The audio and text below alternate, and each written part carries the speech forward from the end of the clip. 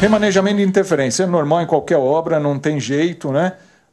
E no nosso caso, vocês viram no filme lá que se você vai escavar para fazer uma fundação, um pilar, alguma coisa assim, fatalmente você vai encontrar lá uma tubulação da Sabesp ou um cabo de energia da Eletropaulo, ou o que nos dá uma dor de cabeça muito grande, que é essa questão de TV a cabo, telefonia, que os caras hoje estão fazendo buraco para tudo quanto é lado, não estão fazendo o cadastro adequado dessas redes e, invariavelmente, você vai lá escavar um bloco e encontra alguma coisa que não estava cadastrada previamente. Acho que você tem também muito problema desse, né, Luiz? E nós enfrentamos isso todos os dias. Vamos lá, Luiz. Bom, como é que a gente executa, basicamente, aqueles pilares? Os chamados estacões, que são as estacas cilíndricas que são de concreto, executadas em concreto, elas são previamente furadas, né? É feito um furo no solo, aproximadamente entre 20 e 25 metros, dependendo do caso. Aqui o estacão algo em torno de 1 metro, mais ou menos, de diâmetro, né? E depois de executados, esses aqui basicamente são os estacões, né? Aí você tem que escavar para fazer efetivamente um bloco de fundação, que é aquele que vai dar, chamamos de completar a raiz para quando você vai subir o pilar. E vejam que, você vê, eu fiz um buraquinho de 1 metro aqui, mas olha o tamanho da área que eu preciso escavar para fazer um bloco. Bom, eu não sou engenheiro civil, não sei se todo mundo sabe, né? Então, essa questão de tocar uma obra, para mim, nesse empreendimento, surgiram muitas novidades. Então, eu também estou aprendendo bastante no dia a dia. Meu forte sempre foi sistemas, mas esse tipo de coisa, para mim, tem sido bastante um grande aprendizado. Vamos para a próxima. Os chamados pilares, esse é aquele detalhe que eu falei, né, do tal do Captel lá, que considerado aí pelo site monorails.org como o mais bonito existente dos sistemas de monorail. Isso daqui, essas travessas ou pórticos, normalmente são feitas na chegada da estação. Porque é o seguinte, enquanto eu estou andando na via normal, vem as duas vias aqui. Só que chega na estação, a plataforma é central. E ela tem uma determinada largura que é maior do que a largura que eu venho normalmente nessa via. Então, eu sou obrigado a alargar. Quando eu alargo, eu tenho que criar uma estrutura que me permita colocar as duas vias para chegar na estação exatamente no eixo das plataformas. Vamos para a próxima? Bom, o Captel que a gente falou, né, foi uma dificuldade tremenda para achar uma forma de executar isso aqui. Isso tudo feito com formas de aço, em vários estágios de execução. É uma execução bastante trabalhosa, mas ficou bonito. O resultado realmente a gente gostou bastante. Mas vejam o tamanho da estrutura que a gente tem que fazer para fazer só isso aqui, só esse chamado Captel. Vamos lá. Vigas guias. Bom, chegou aí o indivíduo que é um grande diferencial nesse sistema, que é a viga, efetivamente, onde o trem roda, né? No caso das nossas vigas, elas têm 69 centímetros de largura por 30 de comprimento. E alguma coisa em termos de altura aqui que varia de 2,10 metros, mais ou menos, até 1,80 m aproximadamente, aqui nessa região central. Vejam que ela não é um retângulo, essa lateral da viga, ela faz um arco aqui. Essas vigas pesam algo em torno de 70 toneladas cada uma, e para a fabricação dessas vigas são necessárias formas especiais. Vou mostrar um pouquinho aí. Nós fomos com o pessoal do consórcio, da construtora, buscar essa tecnologia nos Estados Unidos. Isso daqui, na verdade, é o canteiro de execução de fabricação de vigas lá de Las Vegas, tá certo? Na época em que o sistema foi implantado. Veja aqui que o caminhão é americano também. E o transporte é um negócio monstruoso, porque para você transportar isso nas avenidas, para chegar de onde você está fabricando essa viga, que nem sempre você consegue... São 24,5 km, não tem como você fabricar essa viga em todos os pontos ao longo do trajeto. Então, escolhe-se uma determinada área, vou mostrar até a foto da nossa área onde está sendo fabricado, mas depois você tem que transportar ao longo das avenidas. 30 metros de comprimento, o caminhão tem algo em torno de uns 45 metros. Então, imagina você trafegar e manobrar isso em vias, às vezes até apertadas, né? No nosso trajeto. Vamos para a próxima. O lançamento, vocês viram lá o desenho bonitinho dos dois guindastes suspendendo, a gente fazendo a interdição da via no período noturno. Aqui, como era Las Vegas, está aqui o Stratosphere, se não me engano, né? Aquela torre lá que tem a montanha-russa radical, que o cara vem no precipício lá embaixo e tal. Vejam que é uma viga curva, né? Essa é outra questão também, que a tecnologia de fabricação dessas vigas exige algo especial. E o lançamento delas, na verdade, foi feito no período noturno, porque Las Vegas eles puderam interditar as vias onde implantaram o monotrilho. E aí a gente vai ver o nosso, propriamente dito, Tupiniquim, né? Mas muito competente na forma de execução, feita no período noturno. Vejam que aqui, olha, o CT para, no momento exato em que os guindastes suspendem essas vigas, o CT para o tráfego dos dois lados para evitar algum tipo de problema, né? Os dois guindastes vão e suspendem e colocam a viga aqui. Isso só ocorre no período noturno. As vigas saem do pátio lá de vigas por volta de 8, 8h30 da noite, leva em torno de 1h45, 1h50 para sair da Avenida Jacupêssego, onde fica a nossa fábrica de pré-moldados, percorre lá a Avenida Hageb Schoff, Sapopemba. Da Sapopemba para cair na Anhangamelo tem uma ruazinha tão estreita lá que eles param tudo e ali é um complicômetro realmente para o caminhão manobrar e entrar no eixo da avenida. Aí na Anhangamelo já é mais tranquilo. Vamos para frente? Uma vez chegado na Avenida Anhangamelo, por volta de 10 horas da noite, 10h30, o CET interdita mais uma parte da avenida, posicionam-se os dois guindastes. E aí, por volta de 1h30, 2 horas da manhã, 2 vigas, é o que a gente tem lançado nesse período, 2 vigas por noite, né, das 2 vias, sempre das 2 vias contíguas. Né? E a partir de segunda-feira, se tudo der certo, nós vamos lançar 4 vigas por noite. Estamos pretendendo, já estamos acertando com o CET, a possibilidade de lançar 4 vigas por noite. Era para gente ter feito na sexta-feira da semana passada, só que tivemos um problema. São 4 caminhões, porque são 4 vigas, nós temos que deixar preparado durante o dia para os caminhões saírem com meia hora de intervalo, da Jacupêssego para chegar na Anhangamelo. Só que aconteceu, o terceiro caminhão, quando era para sair, deu um problema hidráulico nele, ficamos travados. Como a gente só lança aos pares, seguramos essas 2 e agora a gente vai repetir justamente esse esquema, tentar repetir isso na próxima segunda-feira. Vamos ver um pouquinho do estágio atual das obras. Essa é a estação Vila Prudente, como ela está hoje, né? Com a estrutura, basicamente, das plataformas, né? Da plataforma feita aqui onde vão ser posicionadas as vigas guia, que vão nesse sentido aqui, nesse sentido, né? Essa parte aqui é do mezanino, onde aqui vai nascer aquela interligação com a estação existente da linha 2. Né? Ela ainda precisa ser complementada. Nós estamos na fase de contratação do restante dessa obra, está na rua a licitação para fazer a construção do terminal, que não estava previsto, né, inicialmente no contrato, e a complementação da estação Vila Prudente. Vamos para o próximo. Estação Oratório, essa está mais adiantada do que a estação Vila Prudente. Vejam aqui o corpo central da estação, né, no meio da avenida, está já praticamente 80%, 85% da obra bruta concluída. Nós já estamos fabricando as estruturas metálicas, já pensando na questão da cobertura, e eu acredito que abril, maio, se tudo der certo, a gente conseguir colocar as vigas guia aqui, porque não dá para colocar as vigas guia com a cobertura da estação feita, né? Então, a nossa ideia é concluir essa estação até setembro deste ano. Setembro estará pronta essa estação. Esse aqui é um dos acessos, o da Rua Nupeba, que é o que está mais avançado.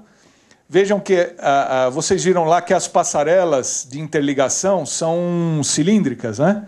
De estrutura metálica, com vidro e tal, e é assim que vai funcionar. Então, os usuários subirão aqui pela escada rolante, escada fixa, ou o elevador que vai ficar aqui embaixo, e eles se interligam com a estação nesse nível aqui. Ó, tá? Vai ter justamente a passarela atravessando a avenida, interligando nesse nível. Vamos para a próxima. Aqui a via elevada. Depois que nós fizemos as fundações, subimos os pilares, o lançamento de viga é um negócio monstruoso, né? de dezembro para cá, que foi quando nós começamos a lançar essas vigas guia aqui, nós já temos 800 metros de via completo, as duas vias, quer dizer, 1.600 metros de vigas lançadas no trecho da Avenida Anhanha Melo. Então, tem até uma foto por cima, Luiz, mostra essa foto, para vocês terem uma ideia. Aqui está aquela região do viaduto lá da Salim Farah Maluf, aqui está no sentido Oratório, né? Veja que nós já estamos chegando aqui, a estação Oratório está mais ou menos por aqui, ó, nós já estamos chegando próximo da estação Oratório. E já estamos avançando com o lançamento de vigas aqui para após a interligação ali com a Salim Farah Maluf. Nós já passamos o viaduto, é que a foto não permite mostrar o do lado de lá, mas a gente já está lançando viga do lado de lá da avenida no sentido de Vila Prudente. Vejam que aquilo que eu falei, o espaço, quer dizer, não é um tabuleiro, né, como a gente está acostumado, não fecha. Claro que aqui vai a passagem de emergência. Então, o que nós estamos prevendo para passagem de emergência, chapa perfurada, claro, vai ter algum bandejamento de cabos embaixo, mas ela não vai fechar totalmente, como se fosse um tabuleiro completo aqui. Vamos para a próxima. Essa aqui é a área do pátio oratório.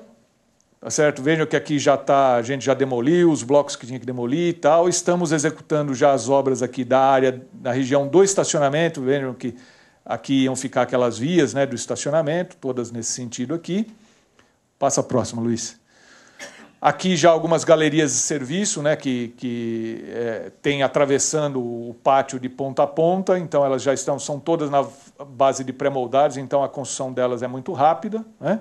E aqui já os blocos de fundação que vão suportar as vigas guia da região do estacionamento de trens, tá? Para aqueles 28 trens, eles vão ser colocados nesse sentido aqui. Então cada bloquinho desse aqui vai uma viga, a ponta de uma viga, né, na região do estacionamento.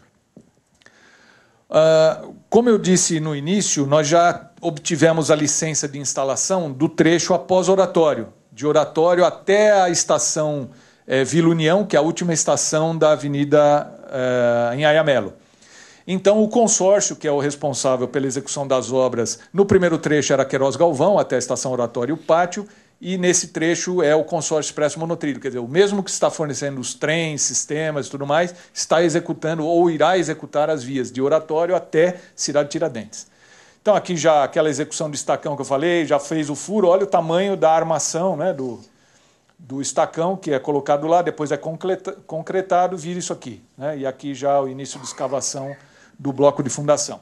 Então a gente já tem... Desculpem, nesse trecho de 4,5 km da Anhanha Melo, já está em execução também pelo consórcio Expresso Monotrilho. Esse daqui é o pátio de pré-moldados que eu citei para vocês da Jaco Pêssego. É uma área de 50 mil metros quadrados, tá certo? Vejam já aqui vigas estocadas, que depois de tiradas das formas, né, são 8 formas, 4 aqui e 4 aqui, né?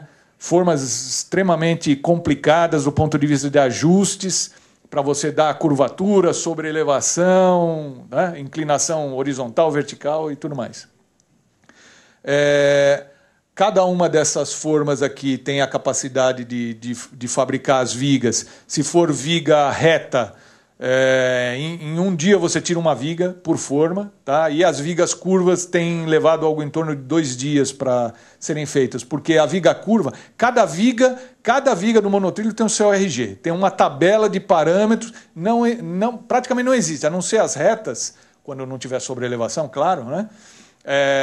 As vigas curvas, não existe uma viga igual a outra. Então, cada vez que você vai fazer uma viga curva, você tem que vir aqui e ajustar cada um desses tracinhos aqui, é um tipo de ajuste para dar a conformação necessária para a execução da viga.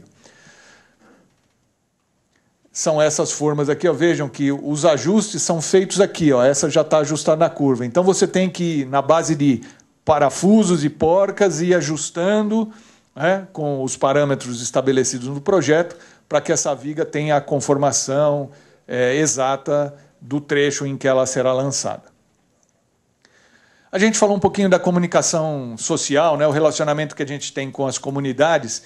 Invariavelmente, o que a gente percebeu foi o seguinte: no início desse projeto, como as pessoas não conheciam direito modal, e se falava muito, é trenzinho de parque de diversões, nós não queremos aqui uma Disney e tal.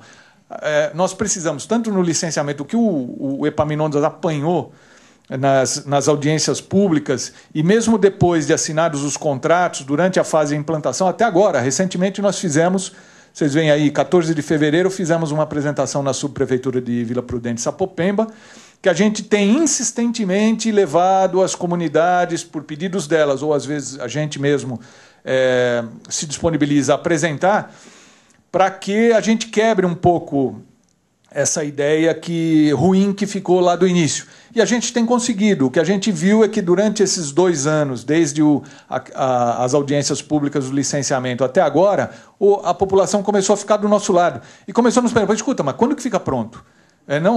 Antes de perguntar, pô, mas você vai botar esse negócio na frente da minha casa? Não, pera lá, eu quero pegar na frente da minha casa. Quando que você vai me entregar a estação? Então mudou um pouquinho esse aspecto. E eu queria citar aqui uma questão do licenciamento que a gente falou que apanhou muito, né? Mas eu vou citar Epaminondas porque é um fato pitoresco, né? Durante uma das audiências públicas lá perto de Cidade Tiradentes, para o licenciamento ambiental, eu vou falar. Tinha eu fiquei na dúvida.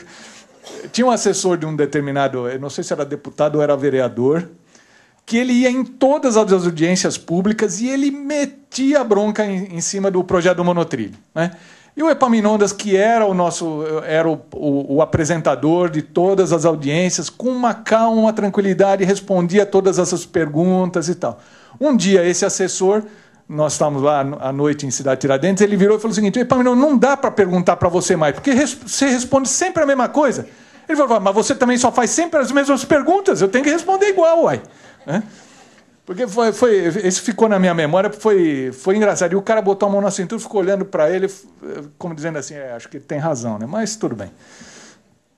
Então, o que a gente tem visto é que a população, pouco a pouco, está ficando do nosso lado. Eles estão vendo essa questão que foi apontada aí na subprefeitura, nós levamos todo o projeto paisagístico, ciclovias e tudo mais, o pessoal ficou encantado, né? E quer participar, ele quer opinar na questão de replante de árvores. Olha, então já que você vai ter que fazer a compensação ambiental, olha, tem uma pracinha aqui perto da minha casa, tal, que necessita de um cuidado, será que vocês não podem dar um jeito, uma melhoria? Olha, traga suas sugestões para os CADs, que são os conselhos, né, ligados às subprefeituras, que quem determina onde a gente tem que fazer o plante, ou replante, ou transplante de árvores são as subprefeituras das localidades, né?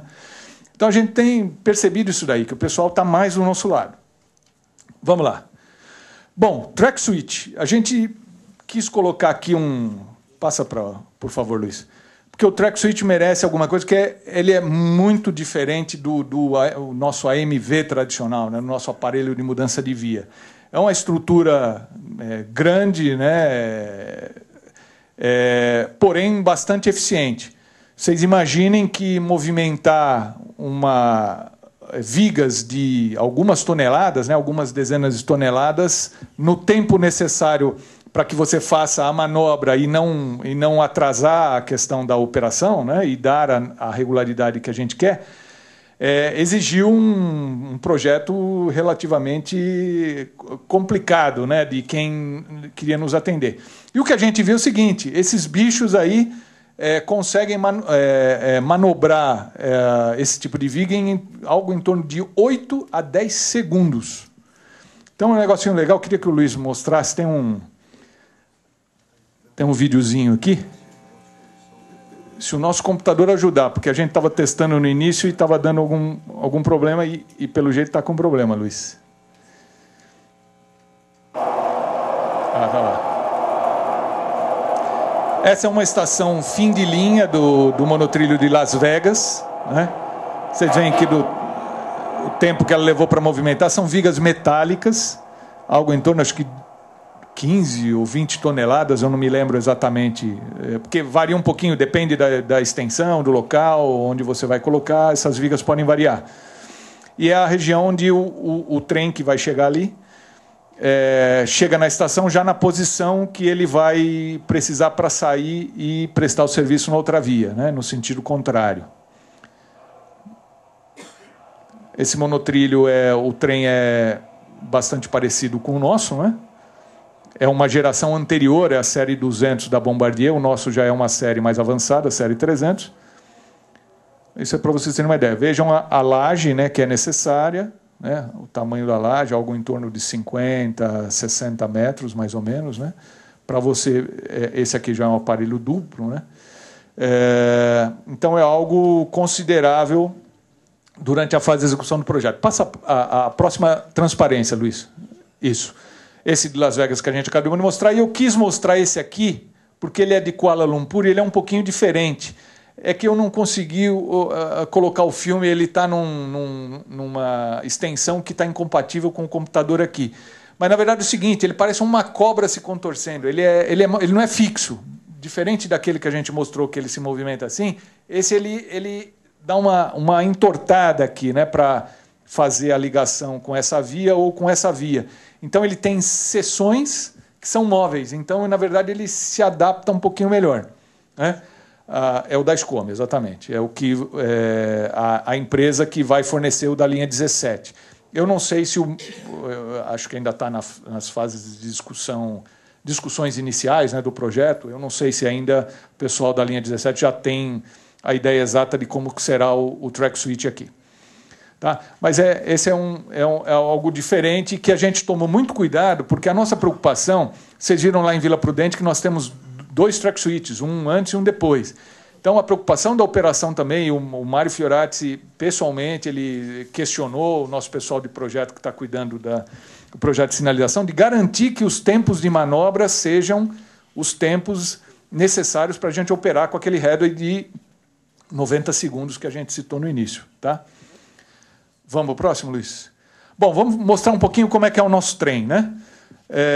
Alguns daqui acho que tiveram oportunidade semana passada. A gente trouxe uma equipe da Bombardier de Kingston, no Canadá, para fazer uma apresentação tridimensional do trem. É uma coisa de louco, uma ferramenta chamada CATIA 3D, em que eles conseguem fazer uma emulação, uma simulação 3D do trem. Você consegue entrar e onde você quiser dentro do trem, você senta e vê qual é a perspectiva do usuário, olhando para lá ou para cá, estudos de ergonomia e assim por diante. Então, foi muito bacana, que não tinha condição de convidar todo mundo, então a gente convidou mais as pessoas ou as áreas, né, que estão mais diretamente relacionadas com esse assunto. E esse é o nosso trem. Esse já é exatamente o trem que vocês verão rodar e que deverá chegar aqui no pátio oratório no final deste ano, o primeiro trem. Tá? Aqui já é o design dele definitivo, as cores, a faixa azul, inicialmente era uma faixa verde, e por questões de padronização do metrô, o azul foi... É um azul com cinza clarinho, um cinza mais escuro aqui na chamada saia. Né? Essa saia aqui, na verdade, é para você não ver os equipamentos que estão embaixo, né, do trem, no substrado, e mesmo aquelas rodas que dão um aspecto ruim. E, ao mesmo tempo, o seguinte, fazer uma certa isolação acústica. Né? Uma das características importantes do monotrilho, pelo fato dele rodar sobre pneus em cima de uma viga de concreto, o nível de ruído é muito menor do que o contato aço-aço do nosso trem, né, de trilho com roda de aço. Os nossos 54 trens, a alimentação é 750 volts, como a nossa alimentação hoje, né, dos nossos trens, ou diferentemente da linha 5 e da linha 4, que são 1.500 volts. A velocidade, tanto a velocidade média quanto a velocidade máxima desse trem, ou desses trens, serão muito parecidas com os nossos trens atuais, 80 km por hora. Na verdade, a Bombardier diz que ele pode chegar a 90 km por hora, né, para dar esse intervalo operacional que a gente imagina 90 segundos.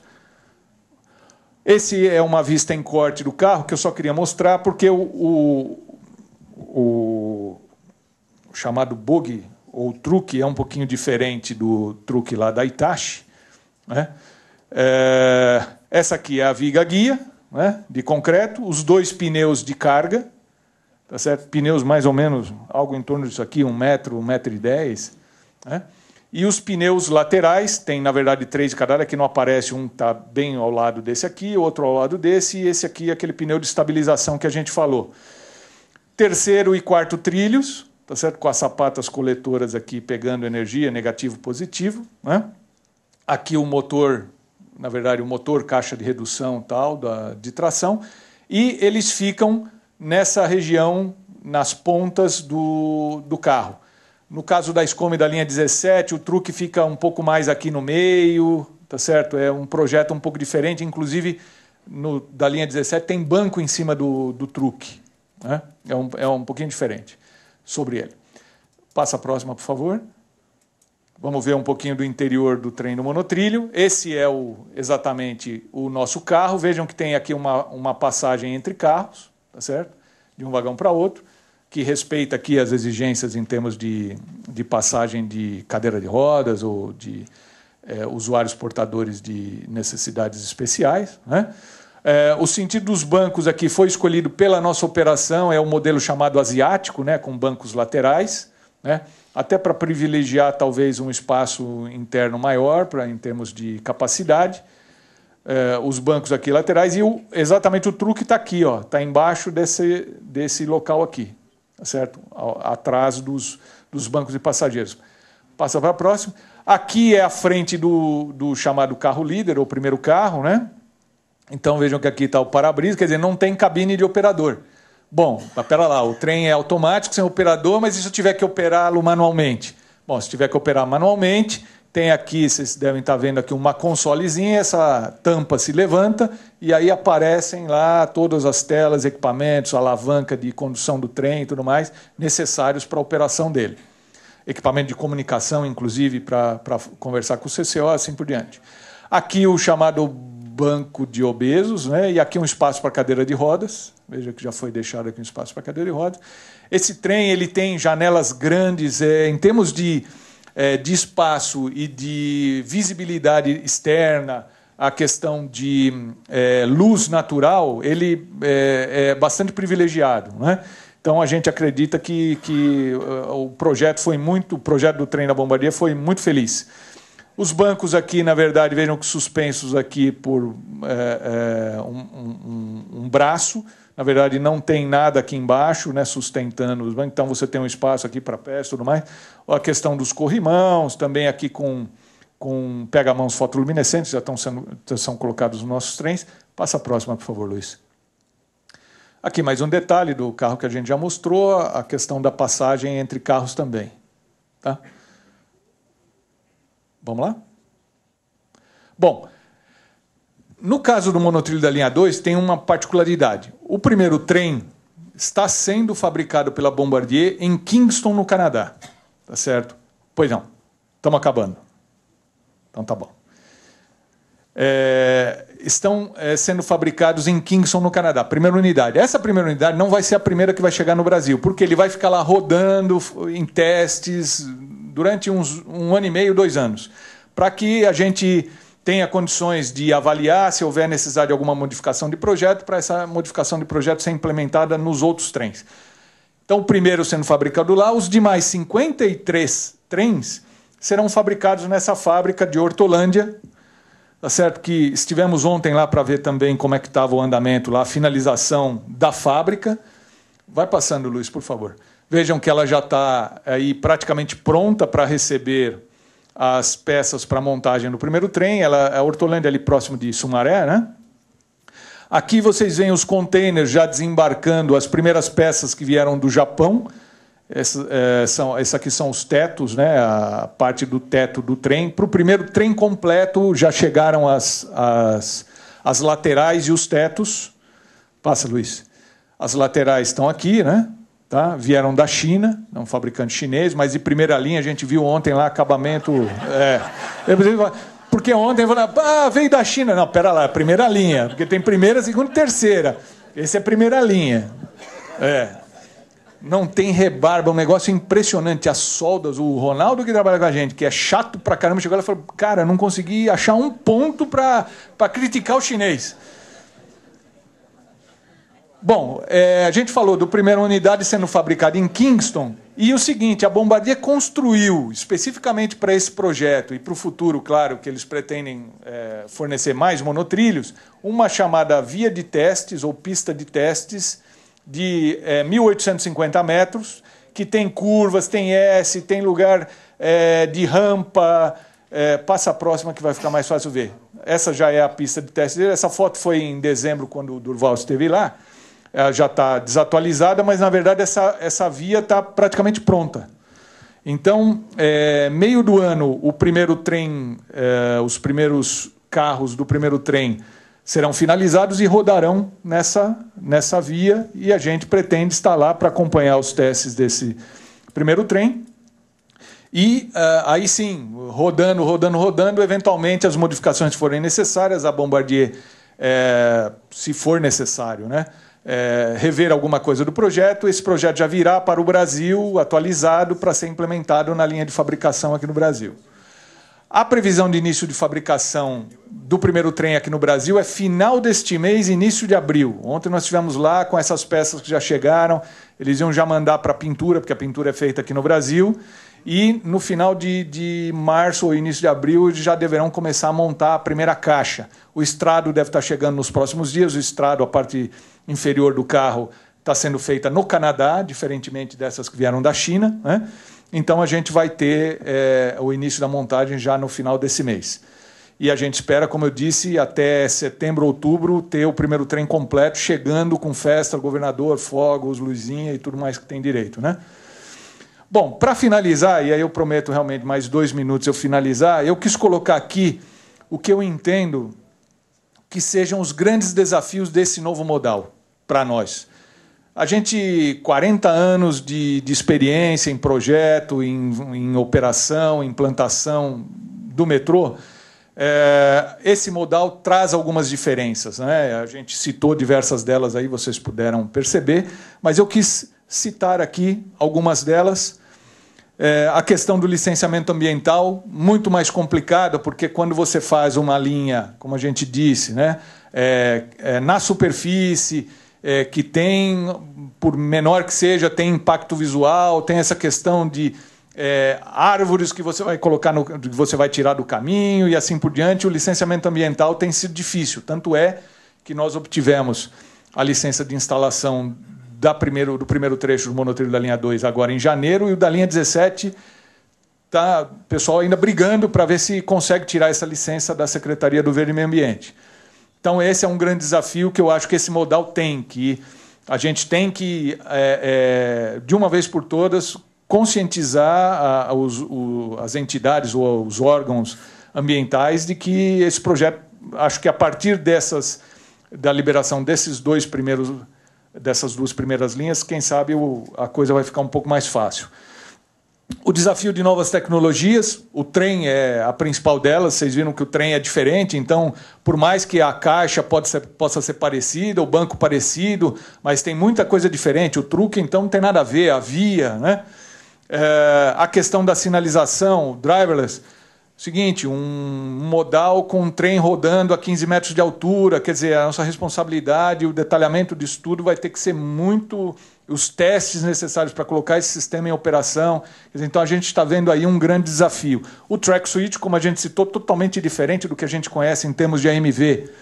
A capacidade de transporte sem similar no mundo. Nós estamos apanhando muito por conta disso. Fala, pô, esse modal vai dar conta desta capacidade? Eu digo para você o seguinte, esta capacidade que está estabelecida, nós estamos trabalhando para que ela seja atendida. Agora, claro, nós estimamos 550 mil usuários. Se vier 1 milhão, aí não tem como, né? Tá certo? Mas estamos trabalhando com essa capacidade que foi prevista em todos os estudos de demanda.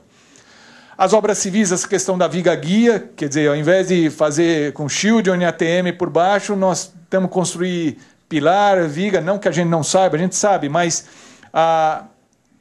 o grande desafio aí são as precisões.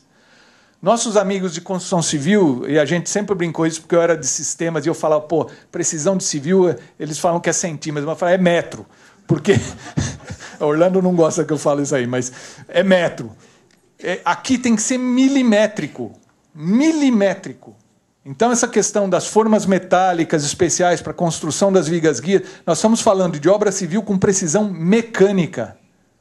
Mecânica, tá certo? Então, esse é um grande desafio e a gente está tendo que se adaptar, lógico, a ele. A passagem de emergência, que é um negócio diferente, uma passagem de emergência nas alturas, né? Mesmo que a gente tenha vias em elevado, a gente tem um muro lateral, a gente já está acostumado mais com isso, né? Remanejamento de interferência no viário, como a gente disse, trabalhando 24,5 km, né, ao longo de vias com problema de... A nossa capacidade de transporte, nosso viário, né, já é deficiente, então é complicado você intervir, né, nesse viário.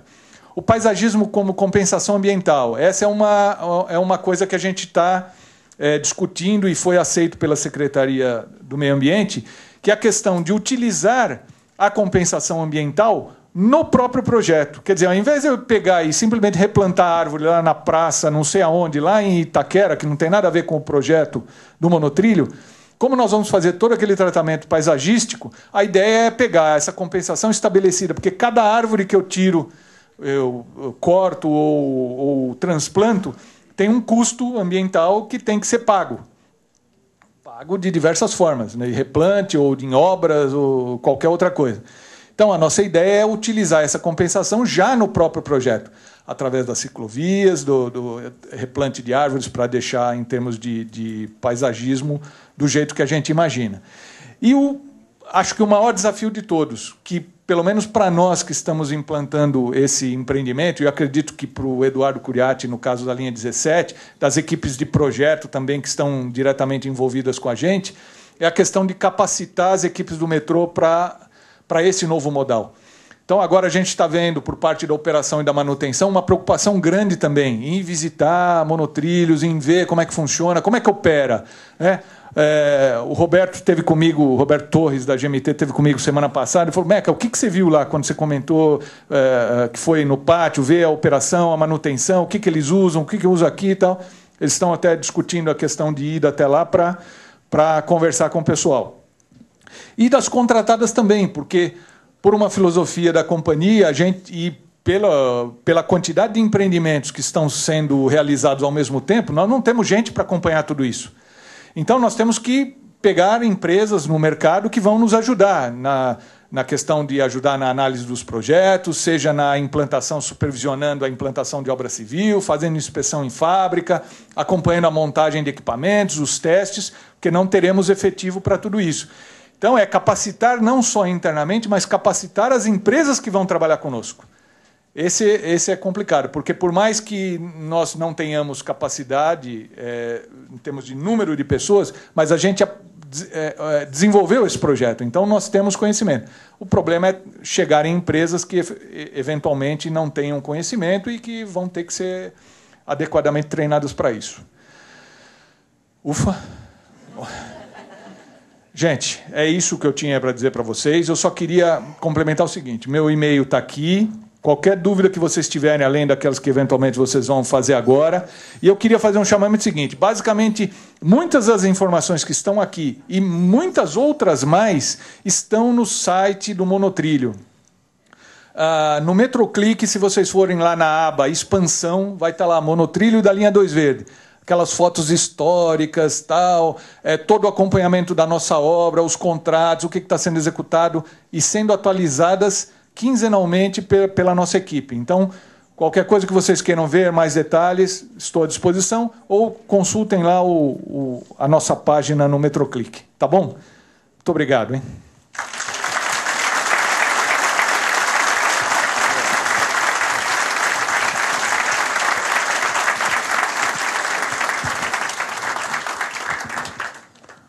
Muito bom, hein? Já estou manjando bem de pique monotrilho aqui.